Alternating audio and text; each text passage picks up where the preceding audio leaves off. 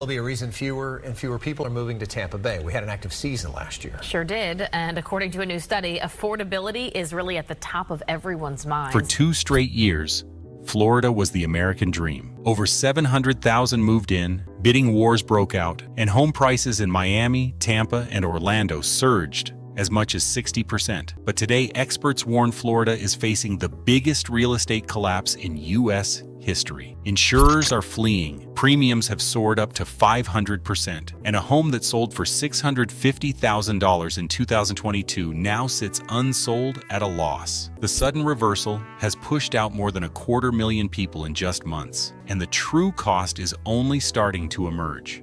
How did the nation's hottest market become the epicenter of risk and retreat? And how bad could the fallout get? The numbers tell the story. Between 2020 and 2022, Florida gained over 700,000 new residents, more than any other state in the country. Drivers packed up moving trucks, loaded U-Hauls, and set their sights on the Sunshine State. Census tables show the population swelling in real time. Miami-Dade, Hillsborough, and Orange counties each reported tens of thousands of arrivals in a single year. The U-Haul Growth Index ranked Florida as the #1 destination for one-way moves 2 years running, with rental demand so high that trucks returning from the Northeast and Midwest were in short supply. People came from everywhere. Remote workers fleeing city lockdowns, retirees chasing warm winters, families looking for bigger homes and lower taxes. In 2021 alone, Florida's net migration outpaced Texas, Arizona, and the Carolinas combined. Local officials scrambled to keep up, issuing new building permits and adding lanes to highways that jammed with out-of-state plates. School districts hired teachers by the dozen. This surge wasn't just a blip. Rental vacancies disappeared. Suburban subdivisions in Tampa, Orlando, and Fort Lauderdale filled up months ahead of schedule. Real estate agents fielded calls from buyers in California, New York, and Illinois, some offering cash, others willing to waive inspections and appraisals just to get a foot in the door. In Cape Coral and Palm Coast, population growth exceeded 5% in a single year. The state's overall growth rate was the fastest since the 1950s land rush. Signs of the boom were everywhere. Sold-out new construction, wait lists for condos, lines at open houses that stretched down the block. For 2 years, demand seemed endless. Every new arrival added fuel to the fire, pushing the buyer pool higher and higher. The promise of sun, base, and opportunity drew more people to Florida than at any point in recent memory. But behind the numbers, a speculative mindset began to take hold, one where the only direction for prices and fortunes was up. Home prices in Florida didn't just climb, they rocketed. In Miami, Tampa, and Orlando, the median sale price soared by 45 to 60% in less than 2 years. Bidding wars broke out over every 3-bedroom ranch and high-rise condo. Listings that once lingered for weeks vanished in hours. Agents started skipping open houses altogether, knowing the home would be under contract before the weekend. Cash ruled the market. Investors and out-of-state buyers came armed with wire transfers, beating out anyone relying on a mortgage. In some neighborhoods, more than half of all sales closed without financing, as buyers raced to lock in properties before prices jumped again. Stories from the boom sound almost unreal. In Fort Myers, a family from California arrived in 2022 and paid $650,000 for a 4-bedroom home in a new subdivision. They offered $50,000 over asking and waived the inspection. The builder had a waiting list stretching into the next year. The family believed that they were buying into a future of endless appreciation, a safe haven from California wildfires and high taxes. Their neighbors, too, were recent arrivals, some from Chicago, others from New Jersey, each convinced that Florida's sun and rising values would protect their investment. Speculation became a way of life. Local Facebook groups buzzed with tips on flipping pre-construction contracts. Airbnb hosts snapped up condos, betting on a new wave of tourists and remote workers. Real estate seminars promised quick riches for anyone willing to buy now and sell before the next hurricane season. The word bubble was whispered but brushed aside. Everyone seemed to know someone who'd just made 6 figures on a resale. The fear of missing out drowned out caution. Numbers backed up the frenzy. In Tampa, cash buyers made up nearly 40% of sales in 2022. In Miami, investor purchases hit all-time highs. Title companies worked overtime, closing deals at a pace not seen since the last housing boom. Behind every record sale, there was a buyer convinced that Florida was different this time. But as prices climbed and the market heated up, the risks hiding beneath the surface grew larger and far harder to ignore. Insurance companies began pulling out of Florida in waves, leaving millions of homeowners scrambling. In less than 2 years, 6 major carriers withdrew from the state or sharply reduced their business. Each exit triggered a cascade. Tens of thousands of policies canceled overnight, notices arriving in mailboxes with little warning. The Office of Insurance Regulation tracked the trend in real time. St. John's Insurance liquidated in March 2022. FedNat canceled over 50,000 policies before being forced into receivership, and UPC Insurance announced its withdrawal that August. By early 2024, more names joined the list, each citing the same problems: catastrophic hurricane losses, runaway litigation costs, and reinsurance bills that doubled in just 3 years. As private insurers retreated, the burden shifted squarely onto Citizens Property Insurance, the state-backed insurer of last resort. Citizens enrollment exploded, from under 500,000 policies in 2019 to over 1.3 million by the middle of 2023. In Miami-Dade and Broward counties, Citizens now holds more than 40% of all residential policies. For many neighborhoods, it's the only option left. Every new hurricane season brought fresh fears. After Hurricane Ian in 2022 and Idalia in 2023, carriers faced billions in claims. Global reinsurers, who provide the financial backbone for local insurers, raised their prices by 30 to 50%, or pulled out entirely. Florida carriers now spend more than half of every premium dollar on reinsurance, double the national average. The math no longer works. Insurers say actuarial models predict losses that can't be covered, not at any price homeowners can afford to pay. Even the state's legal reforms, meant to cut down abusive lawsuits and fraud, haven't been enough to lure carriers back or lower costs. The swelling ranks of Citizens policyholders come with their own risks. Citizens was designed as a safety net, not a primary insurer for a state of 22 million people. Its reserves are built for a 50-year storm, but a single 100-year hurricane could wipe out its ability to pay claims.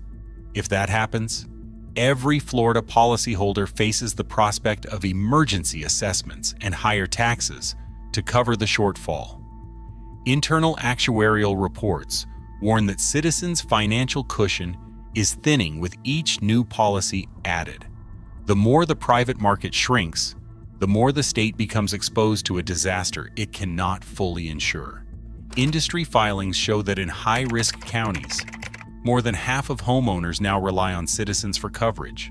In some coastal zip codes, private insurance is no longer available at any cost. The problem isn't just storms, it's the cost of reinsurance, the volume of lawsuits, and the growing sense among global insurers that Florida's risk is unmanageable. Each carrier that leaves deepens the crisis, pushing more homeowners toward a system never meant to carry this weight. The safety net is fraying, and with every hurricane season, the risk grows that it won't hold. Retirement in Florida once meant sunshine and peace of mind. Now it comes with a stack of bills that many never planned for. In Naples, a retired couple opens their renewal notice and finds the premium has jumped from $3,000 to $14,600 in just 3 years. Their neighbors, living on the same street, face an even steeper climb. One couple's waterfront policy now exceeds $18,000 a year. These aren't luxury mansions. They're modest homes, built for quiet years, now priced out by a system that no longer makes sense. Monthly budgets have become battlegrounds. For a median-priced house in Tampa, insurance alone runs between $4,200 and $6,500 each year. That's 3 to 5 times the national average. Property taxes, once a selling point, have climbed by 25% in many counties as new assessments catch up to the boom. In some neighborhoods, HOA fees have soared by 30% or more, as entire communities scramble to cover their own insurance gaps. Every line item gets squeezed: maintenance, reserves, even basic utilities, until the numbers no longer add up. For retirees on fixed incomes, the math is unforgiving. The Naples couple, living on Social Security and a small pension, now faces an extra $1,000 a month in housing costs compared to just a few years ago. Their options are limited: drain savings, cut essentials, or sell the home they thought would be their last. Local insurance agents say they've never fielded so many calls from longtime residents desperate for relief, or so many tearful conversations about leaving Florida altogether. Budget worksheets tell the same story across the state. In Tampa, a $420,000 house now carries a total annual burden: insurance, taxes, HOA, easily topping $12,000 before a single mortgage payment is made. For younger families, the strain is just as real. Adjustable rate mortgages, once a ticket into the market, now reset at 7 or 8%, turning what looked affordable into a monthly scramble. Some skip coverage and hope for a quiet hurricane season. Others try to rent out rooms or take on second jobs just to keep up with bills that never seem to stop rising. The insurance crisis isn't just a headline, it's a daily calculation for millions, forced to choose between staying put and financial safety. In Naples, in Tampa, and across the state, the promise of Florida is colliding with a reality no one can budget for. Hurricane Ian struck Florida in September 2022, carving a path of destruction from Fort Myers Beach to Orlando. Winds topped 150 miles per hour. Entire neighborhoods disappeared under storm surge. The insurance industry tallied the losses at $113 billion, making Ian the costliest hurricane in Florida's history and the third most expensive natural disaster ever recorded in the United States. Not a year later, Hurricane Idalia swept through the Big Bend region, flooding small towns and flattening homes that had stood for generations. The damage from Idalia added billions more to the state's mounting catastrophe bill. These storms are not rare events anymore. NOAA's latest projections show that Florida's future is defined by rising water. Sea levels along the state's coastline have climbed 7 inches since 1950. By 2050, that rise could reach another 18 inches, submerging streets that today seem safe. The agency's models estimate that $1.2 trillion worth of Florida coastal property is at risk from chronic flooding and storm surge within the next 25 years. In Miami-Dade, Collier, and Lee counties, entire zip codes sit within the new floodplain maps, places where insurance is often unavailable at any price, or offered only with sky-high deductibles and exclusions. For insurers, the math has changed. Catastrophe models that once treated a Category 4 hurricane as a once-in-a-generation event now show billion-dollar storms arriving every few years. The actuarial tables, used to set premiums and reserves, have been rewritten to account for this new reality. With each storm, the cost of coverage climbs, and the appetite for risk shrinks. Global reinsurers who backstop Florida's insurance market are demanding higher rates or refusing to renew contracts altogether. The result? A market where the physical threat is no longer theoretical, but a constant looming presence. The landscape has shifted from manageable risk to permanent vulnerability. Homeowners, lenders, and insurers are all forced to confront the possibility that parts of Florida may become uninsurable long before they are underwater. The storms of the past 2 years have exposed the limits of the old models, and the price of ignoring the warning signs now sits in the billions, with more to come. Market data now shows how quickly confidence has vanished. In Miami, Tampa, and Orlando, inventory has surged by 85% compared to last year. Homes that once sparked bidding wars now sit unsold for months. The average listing stays on the market for 90 to 120 days, up from just 20 days at the height of the boom. Sellers who expected quick offers are lowering their prices, often again and again, just to attract a single showing. Across major metros, median sale prices have fallen 8 to 15% from their peaks. In some coastal neighborhoods, the drop is even steeper, with sellers slashing asking prices by $100,000 or more and still finding few takers. Distressed sales are piling up. Owners who bought with floating rate mortgages or minimal down payments are especially exposed. When insurance premiums and property taxes spike, carrying costs can jump by hundreds or even thousands of dollars a month. Some investors, unable to cover their costs with rent or short-term bookings, are rushing to unload properties before losses mount further. Redfin and MLS data show a sharp uptick in price cuts, canceled contracts, and homes returning to the market after failed deals. Cash buyers, once the engine of Florida's boom, are pulling back. Statewide, cash sales of single-family homes have dropped by more than 20% year over year. Investor activity in Fort Lauderdale and Orlando is down by a quarter as returns vanish and risk becomes impossible to ignore. The result is a market that feels frozen. For every new listing, there are fewer serious buyers. Properties linger unsold as owners weigh their options: cut the price, rent at a loss, or walk away. The numbers reveal a simple truth. Liquidity has dried up. The flood of buyers that once fueled record growth has turned into a trickle. Each new data point, rising inventory, falling prices, longer days on market, confirms that Florida's real estate market is no longer just cooling. It is seizing up, with sellers stranded and buyers nowhere to be found. The outflow has begun. New census data shows that in the first half of 2024, more people left Florida than arrived, a reversal that hasn't happened in decades. The numbers are stark: 275,000 more departures than arrivals, a net loss that stands in sharp contrast to the pandemic boom. U-Haul and moving van companies now report more trucks leaving the state than coming in, a mirror image of the frenzy just 2 years earlier. Stories behind the numbers reveal a pattern. Families who moved for affordable living now face costs they can't manage.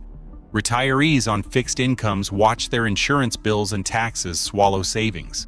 Some pack up after just a year or two, selling at a loss or walking away from homes they thought would anchor their future. Recent transplants from New York and California, lured by the promise of sun and space, now list their properties after realizing the true cost of staying. Locals priced out by rising rents and taxes join the exodus, searching for jobs and housing in neighboring states. This reversal hits every corner of the state. In Miami-Dade, school districts report falling enrollments for the first time in a generation. In Orlando, daycares and small businesses note fewer new faces. Real estate agents who once fielded a dozen buyer calls a day now spend hours tracking down sellers eager to leave. The shrinking population has an immediate effect on the market. Fewer buyers means more homes sit unsold. Inventory piles up and the sense of urgency that once drove bidding wars has evaporated. Sellers slash prices, but with so many competing listings, discounts are no longer enough to draw interest. Every family that leaves takes with them the hope of a quick sale and the expectation of rising values. For the first time in years, demand is not just cooling, it's vanishing.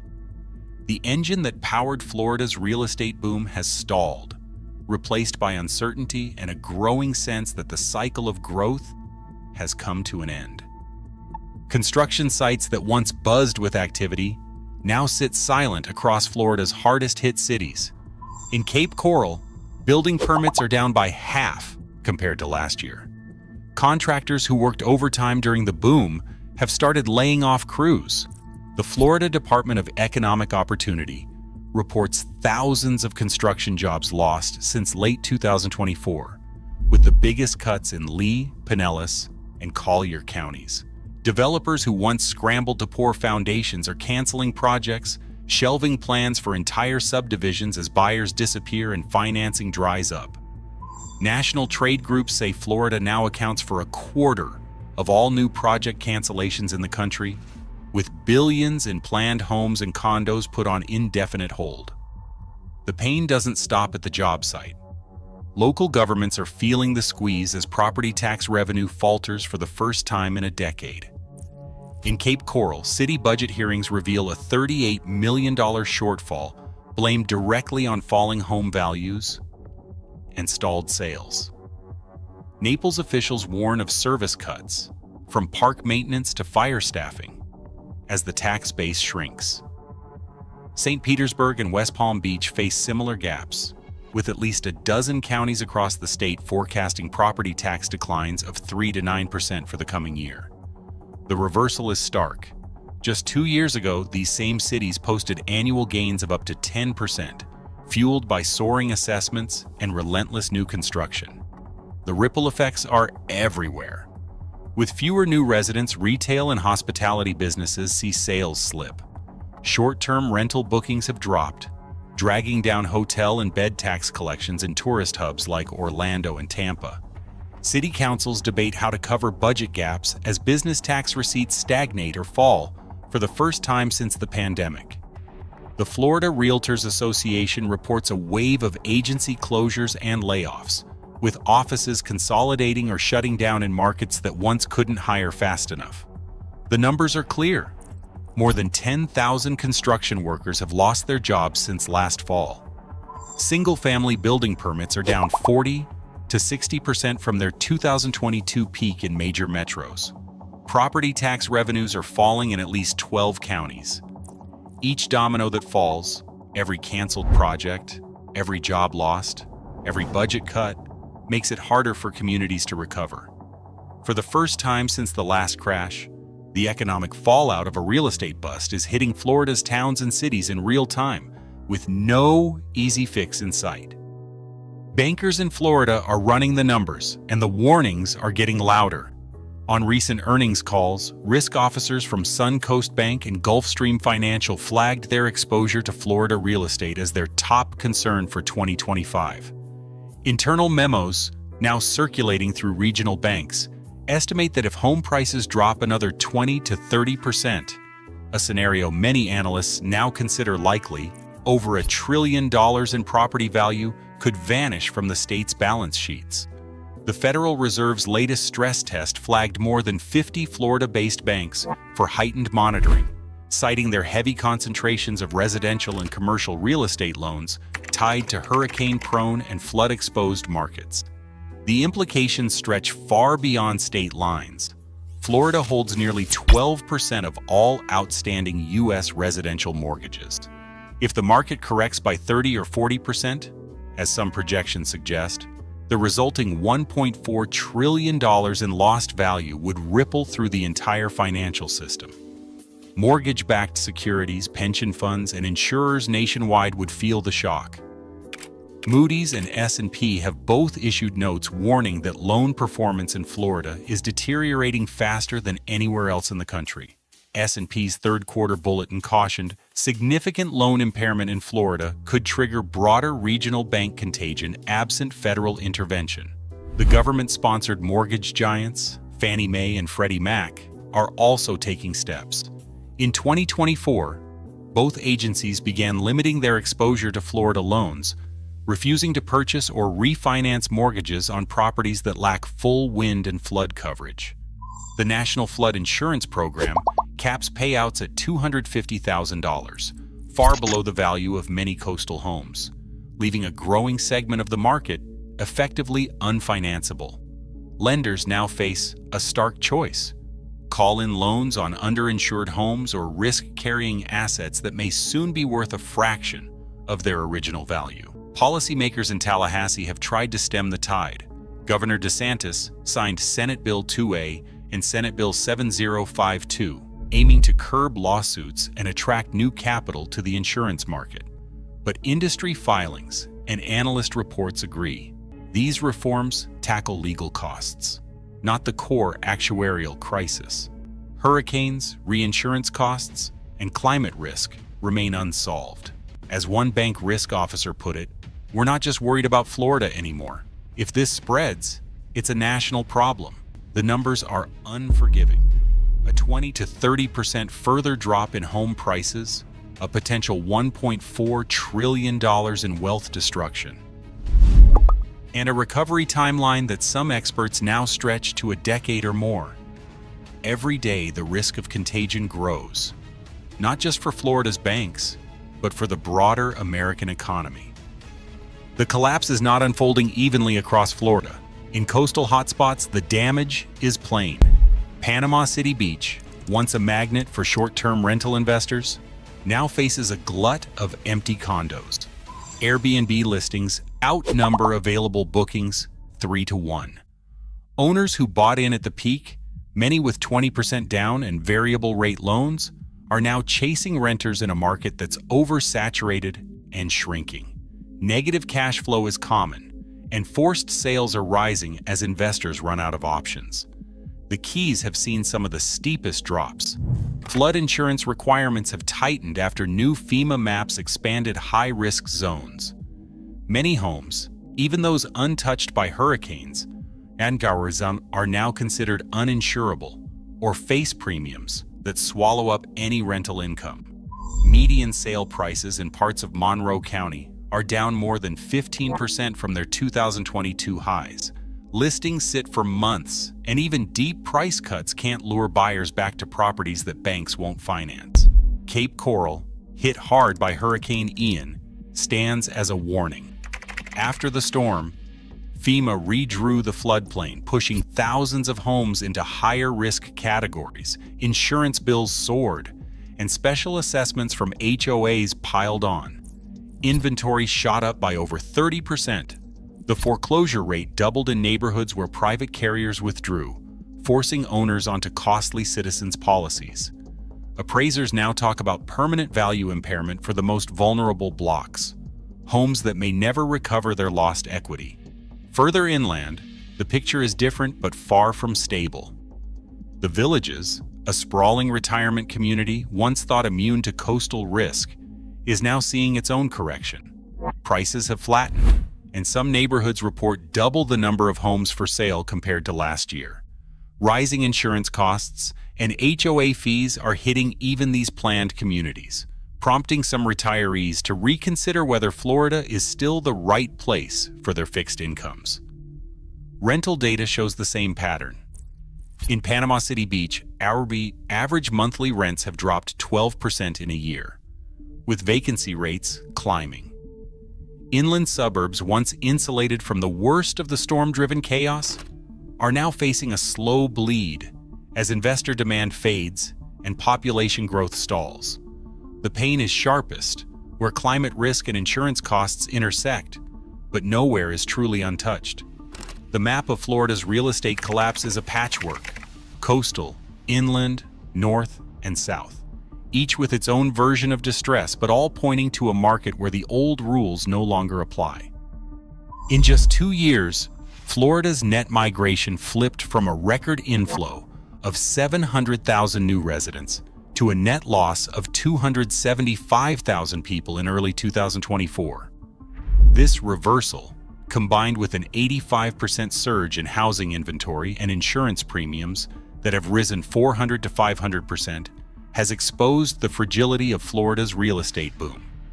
Documented failures in the insurance market, escalating costs, and climate-driven disasters like Hurricane Ian's $113 billion in damages have led experts to warn of further declines, another 20 to 30% over the next decade. Yet the full impact on regional banks, state finances, and future migration remains unclear. What is certain is that the collapse was driven by measurable risks: unchecked population growth, speculative investment, and mounting climate threats.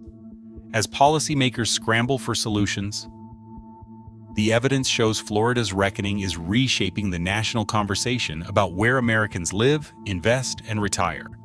The consequences of this crisis will unfold for years, marking a turning point in U.S. real estate history.